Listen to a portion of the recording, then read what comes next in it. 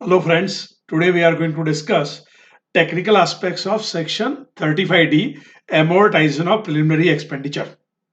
I have framed a wonderful practical for your brainstorming. Pay attention to the practical.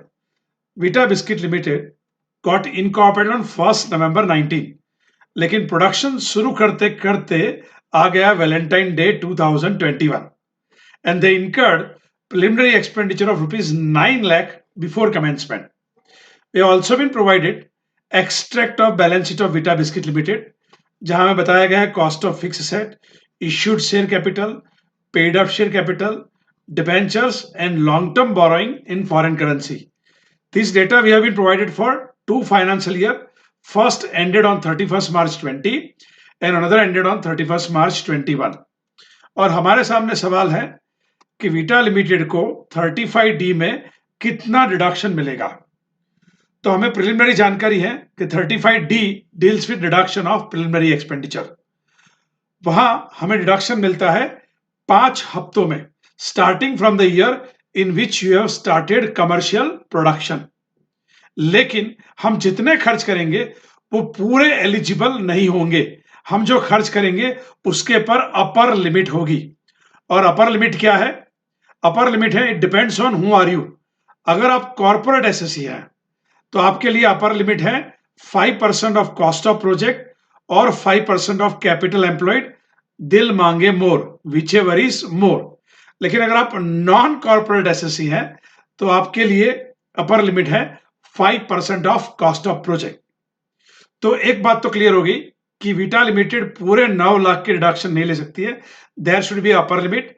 It can take it 5% of cost of project और 5% of capital employed, whichever is more. अब सवाल ये उठेगा, what is called capital employed? That is very very important, क्योंकि यहां आप देखें practical में तो हमारे पास इश्यूड शेयर कैपिटल है, हमारे पास पेड अप शेयर कैपिटल है, हमारे पास डिबेंचर है, हमारे पास लॉन्ग टर्म बोरोइंग है। तो किसको हम कैपिटल एम्प्लॉयड में इंक्लूड करेंगे? That is the first important aspect involve in this sum. और दूसरा, हमारे पास 2 साल की बैलेंस शीट एक्सट्रैक्ट है।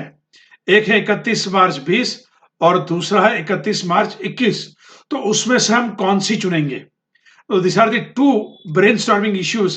I have kept it in this small sum before you. So let us look at the meaning of capital employed for this purpose. ध्यान से देखें meaning of capital employed given under section 35D. Meaning is given as under aggregate of issued share capital. ध्यान दे, it says issued share capital, it doesn't say paid up share capital. बहुत महत्वपूर्ण word है। क्या word है? issued share capital। फिर क्या add करना है उसके अंदर? डिबेंचर्स। फिर क्या ऐड करना है? Long term borrowings. और कौन से दिन के लिए नहीं है? As on the last day of the previous year in which business of the company commences. तो जिस दिन बिजनेस कमेंस हुआ उस प्रीवियस ईयर की लास्ट दिन की बैलेंस शीट हमें लेनी है।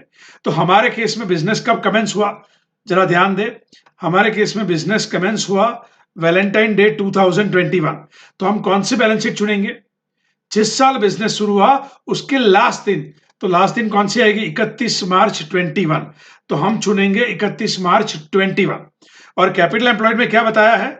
हमें लेना है, ध्यान से देखे, हमें लेना है इश्यूड शेयर कैपिटल, नहीं कि paid up share capital.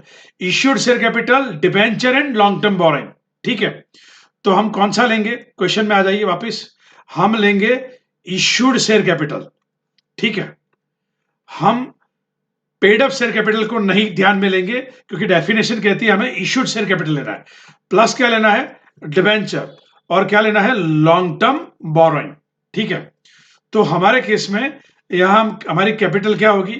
Capital employed 1.5 crore plus 10 lakh plus 15 lakh, उसके 5%।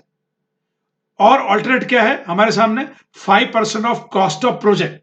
तो कॉस्ट ऑफ प्रोजेक्ट हमारा कितना है यहाँ? 1 करोड़ 36 लाख। ये दोनों में से जो ज्यादा होगा that would be our upper limit. तो let us look at the solution. Pay attention. Step 1, total preliminary expenditure incurred by the company 9 lakh, which is directly given in the practical. Step 2, upper limit on the above expenditure, which is higher of the following: 5% of cost of project और 5% of capital employed. कौन से दिन का लेना है हमें? 31 मार्च 21 का. Cost of project हमें दिया गया है 1,36,00,000 रुपए. उसका 5% निकालेंगे तो we got the figure of 6,80,000. और कैपिटल एम्प्लॉयड में हमें कौन सी लेनी है? Issued share capital. और हमने देखी थी इश्यूड शेयर कैपिटल कितनी थी? 1.5 करोड़ रुपए प्लस 10 लाख रुपए थे हमारे डिवेंचर के और 15 लाख रुपए थे लॉन्ग टर्म बोरोइंग. तो तीनों मिला के हो जाएंगे 1,75,00,000.